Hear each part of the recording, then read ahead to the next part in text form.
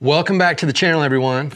Today we'll discuss a recent photo shoot I had with actress Angie Harmon for the Lifetime Network.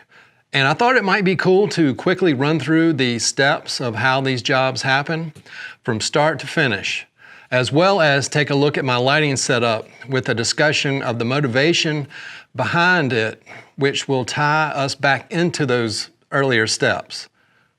I hope that makes sense. Roll it.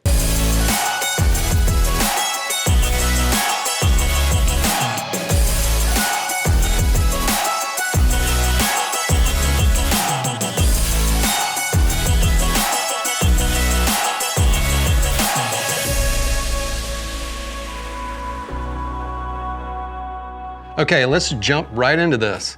So what's the first step after you're contacted about a job like this? Well, you most likely aren't the only photographer that has been approached about the job. So you've got to put together a group of images to help convince the network creatives or the production company or agency that you have the skills to pull off a shoot like this. That includes working with highly compensated celebrity talent, which means they have a lot of money on the line and they don't want a photographer to screw it up. Now, these images can come from unpaid personal work. So, if there's a field of photography you want to get into, get out there and create some content for that genre. All right, the next step is going to be a creative call with the team from the network or agency developing the campaign. This call can happen before or after you're hired for the job, but either way, you need to be prepared. Most likely, you will have received a mood board for what they're looking to create, and you've got to be ready to describe just how you will achieve that look. I think it's important to note that you can actually lose a job if you fumble your way on a call like this, and the people on the other end lose confidence in your ability. So don't overlook this step.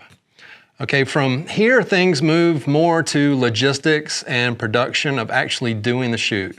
You'll have to work with the production company to figure out things like travel, gear, assistance, locations, etc. The key on this step is just to be as easy to work with as possible. These days, it's becoming more and more common where production companies will actually hire photographers.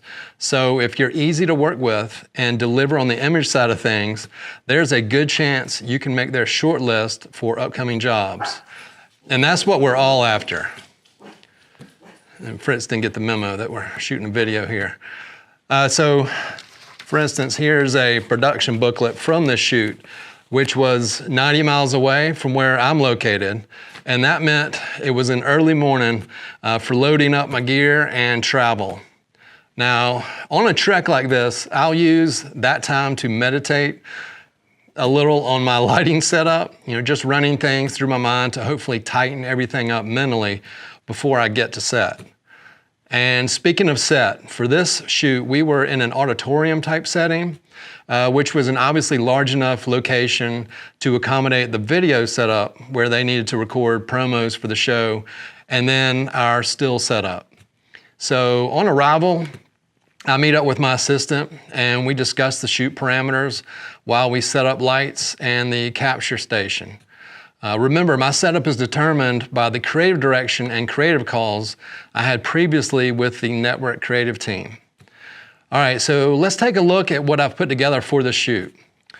First, let's look at the camera, which I use the Canon R5 with this 24 to 70 millimeter lens. I was gonna have approximately 10 minutes with Angie, and they were wanting full body standing, in close standing, some seated full body, and additional tight images. So I needed something that was gonna be versatile and quick. All right, let's jump to the lighting over here, and we'll run through kind of what I had set up. All right, so first of all, you can kind of see the overall layout of my set here. We used gray seamless from those creative calls. It was predetermined that these images were gonna be pretty much composited onto another background by the network and their in-house retouching team. And so you see the gray seamless here.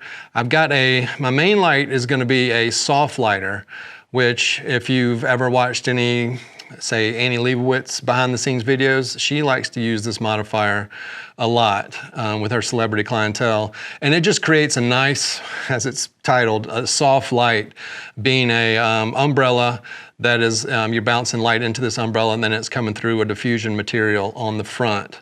And it's a large enough source where, you know, it's gonna give you more of a soft light than say a straight up beauty dish. And so let's move forward into here. And then on the left-hand side, you'll see I've got one of my large umbrellas with diffusion over it, which is gonna help that soft lighter up here, my main light, and kind of just work that highlight around the right side of my talent's face. And then up top, this is more of a hair light, and I'm pretty sure I got the power fairly low on this, and that's just going to kind of give a little bit of a separation from the background in this image and help with the compositing and just kind of add a little more drama to you know, what we're producing here. And then let's see those there. And then on the right-hand side, I've got my 1x6 strip, which will kind of counter that soft light that I'm working on the right side, and that's going to give us a bit of an edge, which will help produce somewhat of a shadow kind of on her left side of her face. And then to alleviate too much of a shadow, we've got this V-flat here. These are from V-flat World, and they've pretty much changed the game in traveling with these V-flats since they fold down and become fairly compact for a V-flat, so I can travel with these now.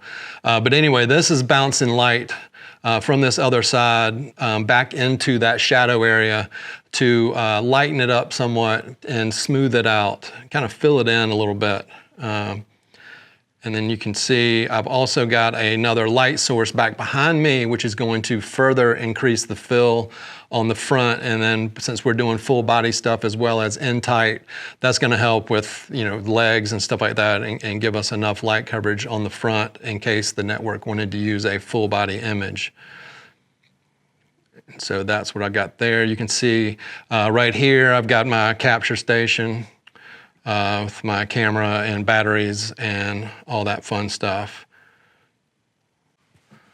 So all in all, I've got, let's see here, 1, 2, 3, 4 back here, 5 lights and a V-flat to pull off the look that we were wanting to achieve within this shoot. A couple of additional notes just to raise the pressure level. I had to share my capture screen with the network in New York while I was shooting. And on top of that, I had to wear an earpiece, my AirPods, so the creative team could talk directly to me during the shoot while I was directing Angie on set. A little nerve-wracking to say the least, but it's just part of this type of work. Oh, and you might have seen it in there too. In order to make sure that we're completely dialed in before we start, they provide a stand-in model that I photograph and then share images so they can make any last-minute lighting suggestions if needed. So there's just a lot that goes on in a short amount of time for one of these shoots. Fritz. So better than what's going on here. Fortunately, you know, everything went as planned, and we ended up with some really nice images. Okay, so if you want even more additional details, like my strobe values, and to view more images from this shoot, please feel free to join us over on Patreon. Otherwise, if you feel this video is worthy, give me that thumbs up, which greatly helps my channel. If you haven't already, you know, feel free to subscribe if you like content and would like to see more content like this, and hit that bell so YouTube will let you know when I'm here. And you can also always find me, or usually find me, on social media, Instagram and Twitter at QuantsPhoto. Please stay safe and healthy out there, and I hope to be here once again in the next one.